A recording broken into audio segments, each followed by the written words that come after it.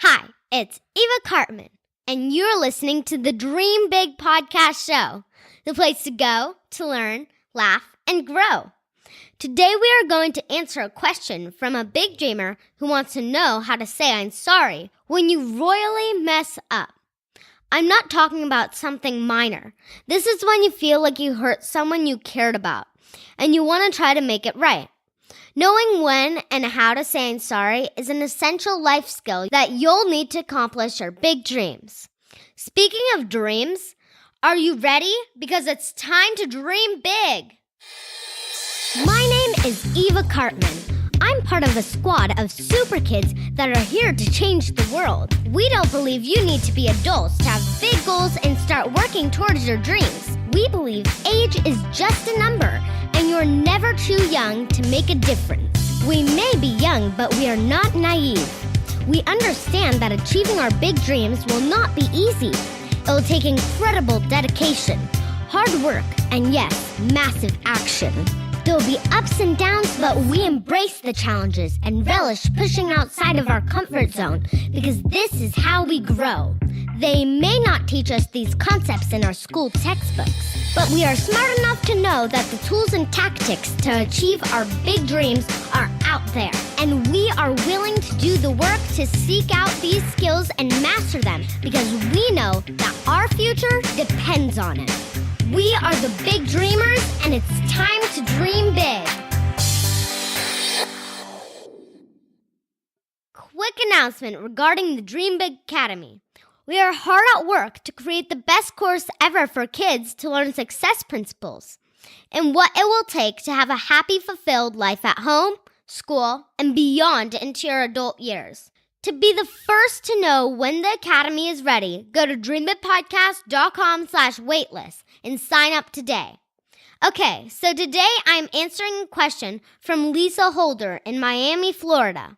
And big dreamers, I've noticed that a few of you have written questions for me in your very kind podcast reviews on iTunes. If you want a question answered on the show, please email my mom at olga@dreambigpodcast.com. We may need to ask some follow-up questions to get further details to make sure we understand your question. So if you email my mom at olga@dreambigpodcast.com, we will be able to reach out if we need further clarification.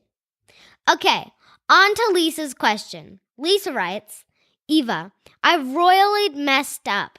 My sister Jenny was really getting on my nerves the other day. She's younger and would not stop coming in my room, even though I was trying to do my schoolwork, and was playing with my toys and distracting me. I asked her a few times nicely to leave, but she would not, and finally I lost my cool and screamed at her to get out. Told her she could not touch my toys, that she was super annoying, that she was not allowed in my room ever again, and a bunch of other mean things that were really out of line. It felt good at the moment because I was so angry, but as you can imagine, she burst into tears. It took my parents 30 minutes to get her to calm down, and even after my parents told me I had to say I'm sorry, and I did it, she was clearly still hurt by what her big sister had said. She really looks up to me. I'm wondering how I could have handled things differently and what the best way to say I'm sorry is if I mess up again in the future. Lisa, this is a great question. And if I'm going to be honest, there have been a few times where my sister Sophia has really gotten on my nerves too, and I reacted in a way that I'm not proud of. Here's my advice for you. The first and most important advice is to try to prevent your reaction altogether. So for instance, if possible, remove yourself from the situation. This may sound silly, but my sister Sophia is 3, so she can't reach very high. I have all my important belongings in my room out of her reach, and when she comes in and I'm in the middle of something important, I sometimes try to escape and go somewhere else. Or I try really hard not to let what she is doing bother me. I put on headphones when I am working, which signals to her that I am not available to play. Or I'll see if my parents are available to keep her busy. Now, of course, I'm not perfect, and there have been times where I've lost my cool and been way too harsh on my sister. So what do you do in that situation when you know you've gone too far, hurt someone you care about, and want to make it right? I recommend that you follow this 3-step process. Step 1, say you're sorry, but really mean it. If it is one of those apologies where your parents are making you say it, okay, Jenny, I'm sorry. There, I said it. Well, then it will be an empty apology. And even young kids can sense when it is not sincere. So Lisa, in your example, you might say, Jenny, I want you to know that I feel terrible about what I said. You're my sister and I love you. And of course, I do not want you to feel like we can't play together. Step 2, do not, I repeat, do not try to put any blame on the other side during your apology.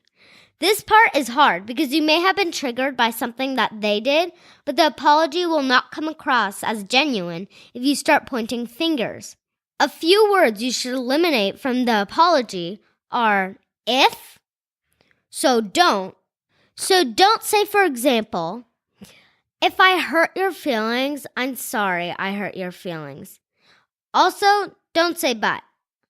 I'm sorry about the way I reacted, but don't come in my room again when I'm doing my homework.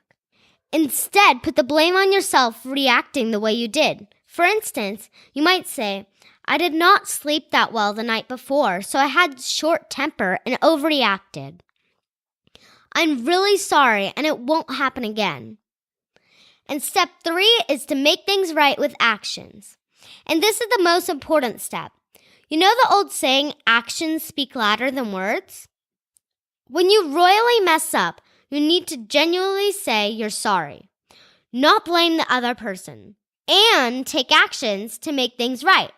So in this case, Lisa, I would recommend that you really show Jenny how much you love her. Next time she visits your room, welcome her in and give her all your attention and play with her. Or better yet, you could invite her over to your room for like a little play date.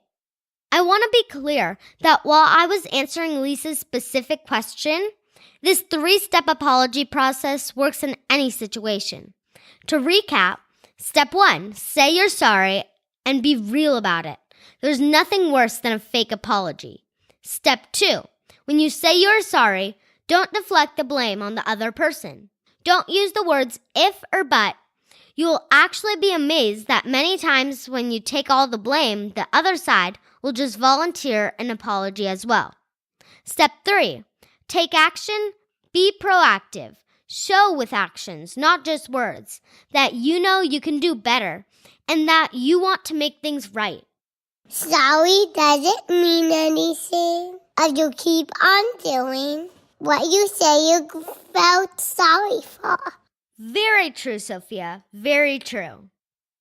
Did you love this episode? If so, please tell your friends and family about the Dream Big podcast. If everyone listening can just tell one person about this episode, that would lead to a chain reaction, and that would get the Dream Big podcast in front of so many new people, which would be amazing. You can point them to our show notes at dreambigpodcast.com/106. Also, if you liked this episode and felt like it can help you, I would also encourage you to go check out episode 99 at dreambigpodcast.com/99, entitled, What to Do When You Get Angry. That episode will really help you avoid the situation if you need to apologize, because if you know how to control your anger and not act out, then you won't hurt anyone in the first place. And please, do take a few moments to leave us a review as well at dreambigpodcast.com/iTunes. We really appreciate your reviews, and it helps us grow the show. Finally, if you're interested in being a part of the Dream Big Academy, please go to dreambigpodcast.com/waitlist to sign up for our early bird list so you can be the first to know when it is ready. As always, thank you so much for tuning in to the Dream Big Podcast. This is Eva Cartman reminding you that you have unlimited potential. Your dreams are not optional, you need to make them essential. So take massive action to turn those big dreams into reality. Live with passion, the way life is meant to be. See you next episode. Bye.